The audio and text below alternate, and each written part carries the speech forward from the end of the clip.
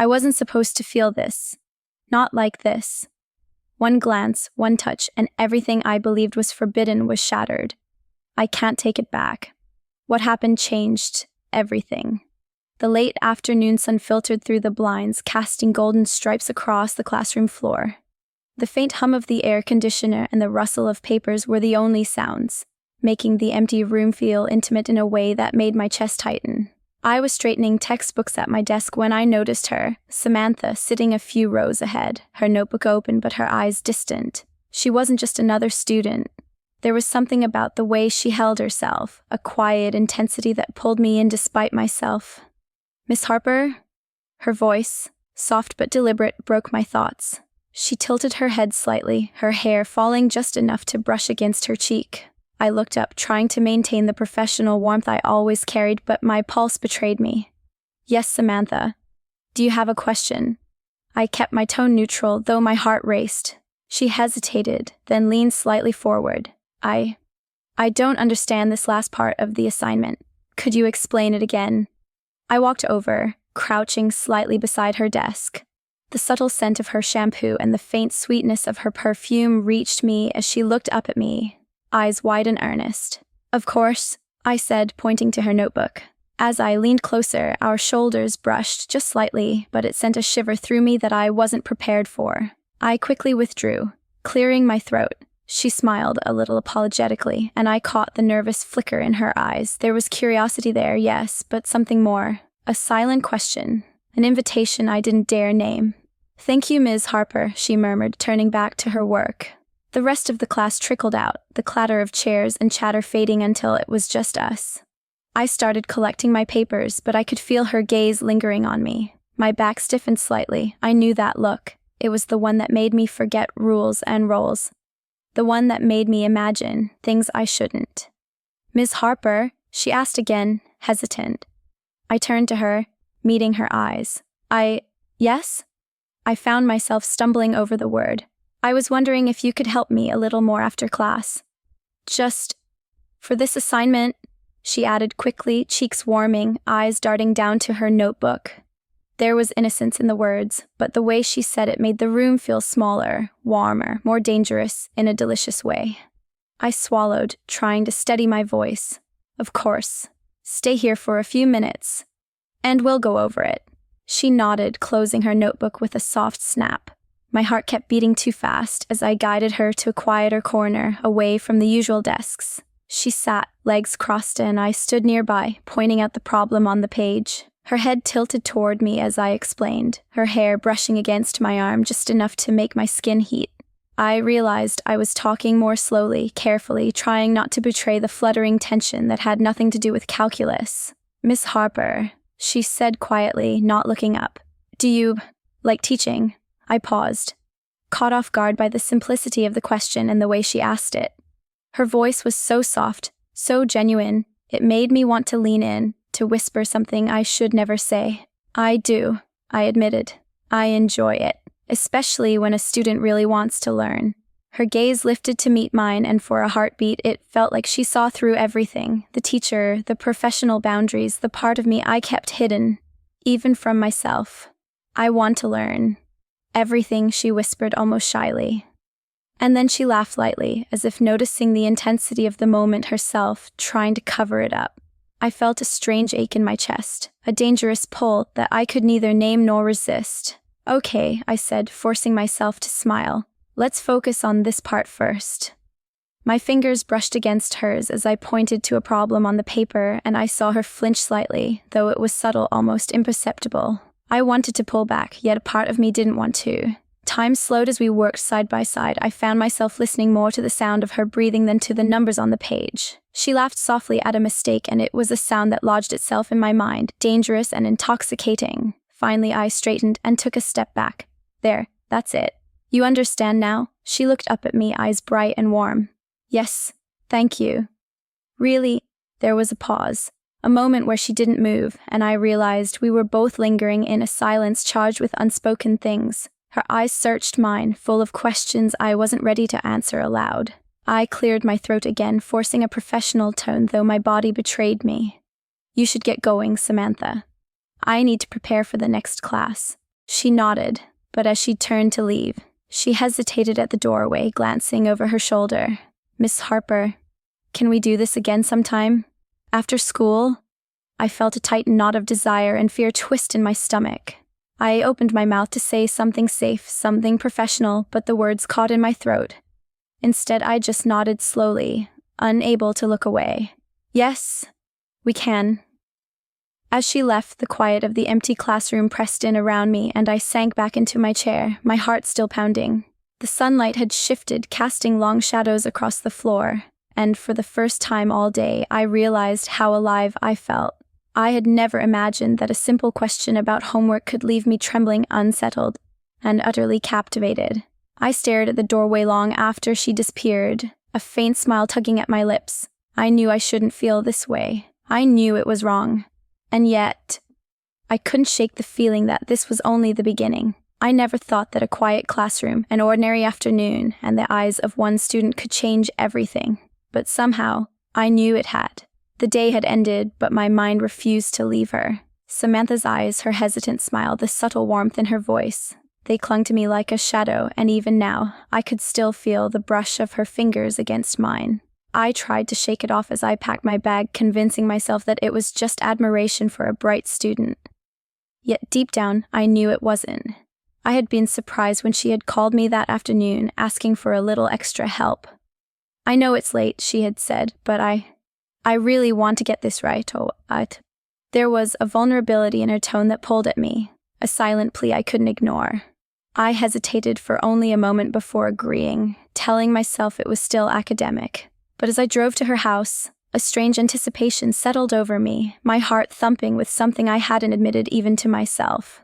Her house was quiet, the kind of large, beautifully maintained home that hinted at comfort but also an absence of warmth. I was met by the faint smell of flowers in the air, carefully arranged yet almost artificial. Samantha appeared in the doorway before I could ring the bell, wearing casual clothes that somehow made her seem more intimate, more real than the polished student I knew in class.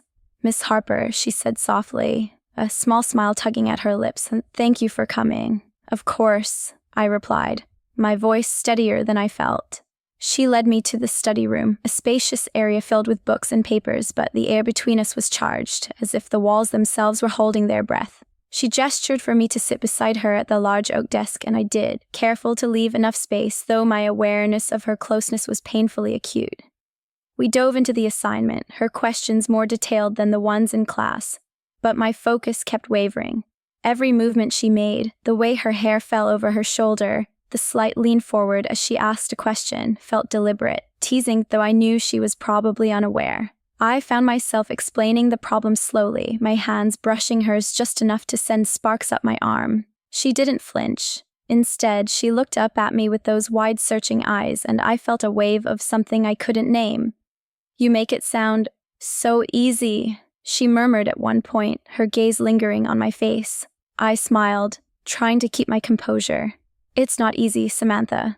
You just have to pay attention. I wanted to say more, to tell her that it wasn't the math that had my attention, but I swallowed, telling myself that any step toward crossing that line could ruin everything. There was a pause, a silence that felt heavier than the room itself. She hesitated, then spoke again. You don't understand, she said softly. Most people don't care if I struggle. But you make me want to try harder. Her words struck me, not just for their sweetness, but for the honesty behind them. I felt my chest tighten, a dangerous warmth spreading through me. You're very perceptive, I said, my voice barely more than a whisper. I forced myself to glance away, focusing on her notebook, pretending to mark a page. But I could feel her eyes on me, and I knew she could see everything. My hesitation, my desire, the conflict I tried so hard to suppress. At one point, she reached over to fix a page that had slipped, her hand brushing against mine again. I didn't pull back. Instead, I held her gaze a little longer than I should have, feeling that tension coil between us, unspoken, but impossible to ignore. Samantha, I started, then stopped, realizing the danger in my tone. My heart raced. Was it inappropriate to feel this way? Absolutely, yet it felt inevitable. She leaned back slightly, her cheeks flushed. I know, she said softly. I know we shouldn't, but I I can't help it. There was a pause, a vulnerability in her voice that made my resolve crumble. I don't know why I feel like this. I felt my fingers tighten around my pen, trying to ground myself in reason. Samantha, you're my student. We can't let this happen. The words sounded harsh, even to my own ears, but her expression softened, almost pleading, and I realized that whatever line I had drawn in my mind was blurring fast. She reached over again, this time letting her hand linger just above mine. I just want to be near you, she whispered. The honesty in her tone was intoxicating, and I realized with a mixture of fear and longing that I wanted the same. But the knowledge of what I was feeling, the rules and consequences, made my heart pound in terror and exhilaration. I drew a deep breath, trying to steady myself, and she mirrored my movement. As if sensing my inner turmoil, the quiet tension hung in the air, heavy, delicate, alive. I had never felt anything like it before, this combination of fear, desire, and longing. It was frightening and exhilarating all at once. When I finally looked up, she was watching me, her expression vulnerable but daring, an unspoken question in her eyes that I couldn't ignore. I wanted to tell her it was wrong, that we should stop, but the pull between us was undeniable. I closed my eyes briefly, feeling her presence, the warmth of her hand so close to mine, and knew that the boundary I had so carefully maintained was already crumbling. The sun outside dipped lower, casting the room in a softer golden light, as if the world itself was holding its breath for us. And I realized, with a mixture of dread and anticipation, that this was only the beginning. I never thought that a simple homework session could feel so dangerous, so intimate. Yet here we were, two hearts entangled in a quiet storm, and I knew that nothing would ever feel the same again. The library was empty that evening, the soft hum of the overhead lights blending with the faint scent of old books and polished wood. I had agreed to meet Samantha after school to go over her final assignment, promising myself I would keep things strictly professional. But the moment she appeared in the doorway, her eyes lighting up when she saw me, I knew that keeping control would be harder than I imagined. "Ms. Harper," she whispered, her voice catching slightly. "Thank you for coming again." I smiled, trying to appear calm. "Of course. Let's find a quiet corner." She led the way to a secluded table, tucked between shelves of dusty encyclopedias. We sat across from each other, but somehow the space between us felt charged. Electric, as though the air itself were aware of what neither of us dared to say aloud. I pointed to a passage in her notes. "So here, you missed a step. See how this connects?" I leaned over to show her, and our shoulders brushed. I froze for just a moment, the contact sending a jolt through me before reminding myself to stay professional. She glanced up at me, her cheeks slightly pink, and smiled. That smile, innocent, teasing, impossible to resist, made my pulse race. "You're very patient," she said softly, her voice lowering almost to a whisper. "Most people would just get frustrated with me." I felt my throat tighten. "You're not like most people," I murmured, my own voice softer than I intended. My fingers hovered just above hers on the paper, and for a heartbeat, I wondered if she felt the electricity too. She didn't pull away. Instead, she leaned closer, her hair brushing my arm as she followed the lines I pointed out. The silence stretched between us, heavy with things left unsaid. I could feel her watching me, the slight tilt of her head, the way her lips parted just slightly when she concentrated. Each subtle movement, each quiet breath drew me in further, making it impossible to focus solely on the homework. "Ms. Harper," she began, hesitating, "do you ever get lonely?" I swallowed, caught off guard by the intimacy of the question. "Sometimes," I admitted, glancing at her. Her eyes softened, and the corners of her lips lifted in understanding. "But," I paused, aware of the dangerous edge in her gaze. "Sometimes I feel alive when I'm helping someone who really wants to learn." Her hand shifted slightly, brushing mine again as she reached for her pencil. The contact was brief, almost accidental, but it sent warmth racing through me. She looked up at me, a flicker of something daring in her expression. "I want to learn everything," she whispered, and I felt my breath catch. Her tone wasn't just about homework, I knew. I closed my eyes for a moment, reminding myself of the boundaries, the consequences, the professional code I had sworn to uphold. But when I opened them again, I found her eyes fixed on mine, curious, fearless, yet vulnerable. I realized with a mixture of fear and longing that I wanted to reach for her, to pull her closer, to feel the heat of her hand in mine. Maybe we should take a short break, I said finally, my voice barely steady. She tilted her head, a teasing smile tugging at her lips. A break? She asked, almost challengingly. Or are you just trying to escape? I felt my resolve waver under her gaze. I just want to make sure we don't get distracted. My fingers brushed hers again as I adjusted a stack of papers, and she didn't flinch. Instead, she leaned slightly toward me, her voice dropping into a whisper that made my chest tighten. You don't have to stop, she murmured, almost shyly, if you don't want to. My heart hammered in my chest, and I felt a dizzying mix of guilt and desire. Samantha, I began, but the words caught in my throat. She looked at me with a blend of innocence and temptation that made me forget everything else. The rules, the danger, the world outside this quiet library. Her hand moved again, brushing against mine intentionally this time, lingering just a fraction too long. I could feel her warmth, the subtle pressure of her fingers, and I realized I wanted nothing more than to close the distance completely. But I forced myself to stay seated, to keep my composure, even as every nerve in my body screamed to reach for her. We returned to the assignment, but the closeness, the electricity, the unspoken questions between us made it impossible to concentrate fully. I found myself leaning just slightly too close, her eyes following every movement, her lips parting softly each time she focused. There was a tension between us, fragile and thrilling, that neither of us dared to name aloud, yet it was impossible to ignore. Finally, she leaned back, sighing softly, her gaze lingering on me. Miss Harper, thank you for staying. I don't know what I would do without your help. Her words were simple, but the weight behind them, the emotion, the unspoken longing, filled the air like a storm waiting to break. I cleared my throat, trying to regain my professionalism, though my voice sounded tight even to me. You're welcome, Samantha. You're capable of more than you realize. Her smile was soft, knowing, almost triumphant, and I felt a thrill of something I couldn't name, something that made my heart pound and my mind reel. As she gathered her books, our hands brushed once more, light, almost casual, but it left me trembling. When she finally looked up at me, lingering at the doorway, she gave a small, almost mischievous smile. See you tomorrow? She asked. I nodded, my throat dry, my chest tight. Yes, tomorrow. As I watched her leave, a strange mixture of dread and exhilaration settled over me. The assignment was finished, the academic purpose fulfilled, but something deeper had begun, a tension that neither of us could ignore, a pull that was as thrilling as it was dangerous. I sank into the chair, staring at the empty table, and realized that what had started as a simple tutoring session was already spiraling into something I had no idea how to control. Every glance, every accidental touch, every word between us had built an invisible thread that tugged relentlessly at my heart.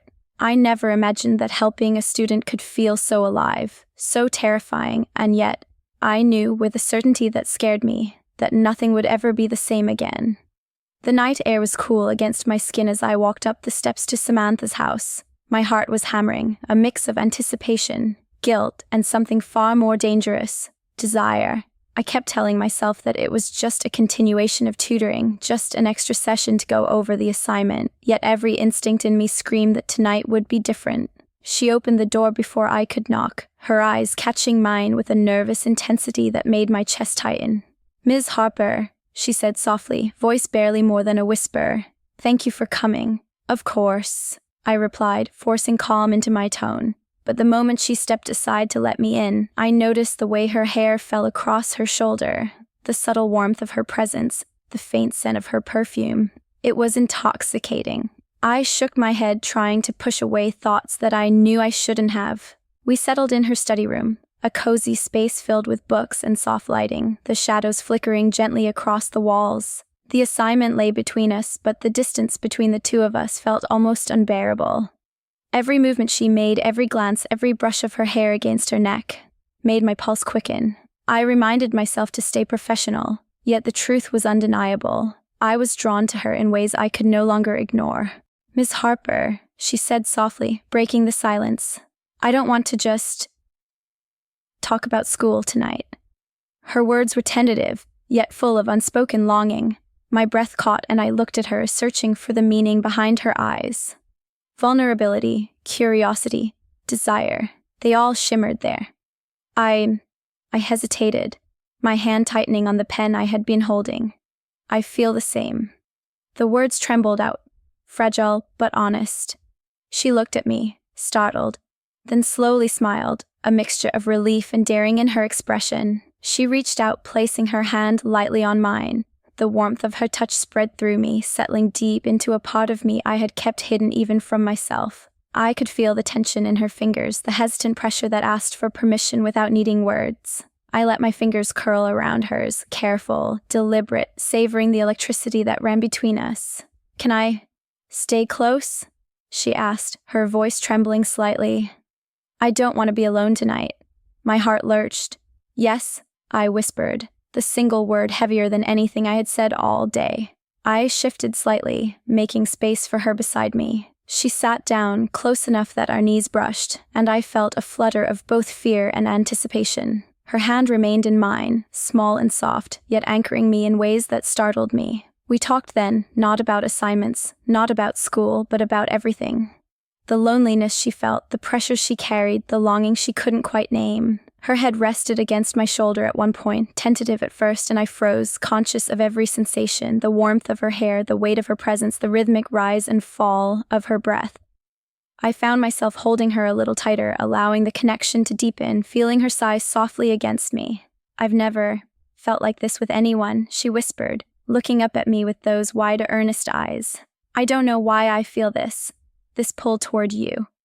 I brushed a strand of hair from her face, my fingers lingering on her cheek. "I feel it too," I admitted. "I've tried to ignore it, tried to convince myself it's wrong, but I can't. Not tonight." My voice was low, trembling slightly, and I saw her shiver, not from cold, but from the intensity of the moment. Time seemed to stretch, the room shrinking until it felt like it was just the two of us. She leaned into me, and I wrapped an arm around her shoulder, careful, deliberate, mindful of every heartbeat, every subtle reaction. Her hand rose to rest against my chest just above my heart, and I felt the warmth of her touch resonate through me. We stayed like that for a long moment, neither speaking, both feeling the gravity of the connection, the thrill, and the fear. Finally, she whispered, "I'd trust you."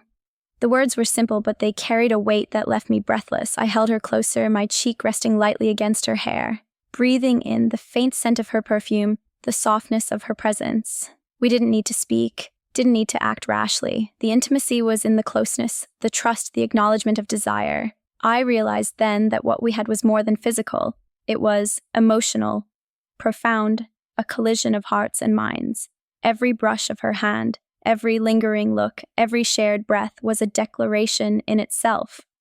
We didn't need to rush, didn't need to cross any line that would destroy us. Tonight was about closeness, about admitting what we felt without fear, about the slow, tremulous acknowledgement of love that had been simmering between us for weeks. When she finally rested fully against me, sighing softly, I whispered, "This doesn't have to end tonight. We can take it slow. We'll figure it out together," she nodded, her fingers tightening around mine. "I want that," she said. "I want us." And in that quiet, intimate night, as the world outside remained unaware, I knew that everything had changed. The forbidden tension, the longing, the uncertainty, they had transformed into something real, something beautiful, something worth protecting. And I realized, with a mixture of awe and fear, that this night, this closeness, this trust, this revelation was only the beginning of the story we would write together. I never thought that a single evening, a simple admission in the brush of a hand could alter my life so completely. But as I held her close, feeling her heart beat against mine, I understood that nothing would ever feel the same again. The weeks after that night blurred into a beautiful rhythm, the kind of secret dance that made every glance, every touch feel electric. Samantha and I found ways to be together without drawing attention, stealing moments in quiet corners of the school, lingering just a little longer after classes, sharing whispered laughter in empty hallways. Each interaction strengthened the bond between us, the invisible thread that had formed in that first tutoring session now binding us tightly, irrevocably. By the time the school year was drawing to a close, we had learned the delicate art of balance, savoring our closeness while respecting the fragile boundaries that society demanded. Yet every fleeting touch, every brush of fingers was charged with intention and longing. There was no need for grand gestures. The intimacy we had cultivated in whispers and glances was far more intoxicating. Samantha had grown under my guidance, her confidence shining brighter each day. And yet, in those quiet, private moments, it wasn't about teaching anymore. It was about being present for one another, sharing the parts of ourselves we had hidden from the world. I loved the way she would rest her head on my shoulder, the way her eyes sparkled when she laughed, the subtle reassurance in her touch that spoke louder than any words. One afternoon, long after the halls had emptied and the sun dipped low, I found myself walking beside her in the school courtyard. Her hand found mine naturally, fingers interlacing as if we had always belonged together. The warmth of her touch was grounding, a quiet promise in a chaotic world.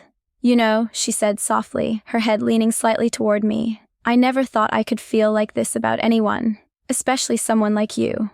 I squeezed her hand, my voice gentle but certain. "I never thought I would either.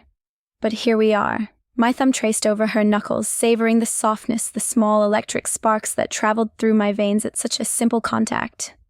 "And I wouldn't change a thing," she smiled, a mix of relief, joy, and mischief, and I felt a thrill in my chest. For the first time, it felt like we were free to love, free to exist, without pretending, without holding back. There would always be whispers of what had been forbidden, lingering shadows of guilt, but the light we had found in each other was stronger. Later, when she graduated and the walls that had kept us apart dissolved into memories, we could finally step into the world as ourselves. We laughed more openly, held hands without fear, and shared moments that weren't stolen but fully ours. The forbidden thrill remained, but it had softened into something enduring, a love that had survived secrecy, temptation, and the weight of unspoken rules.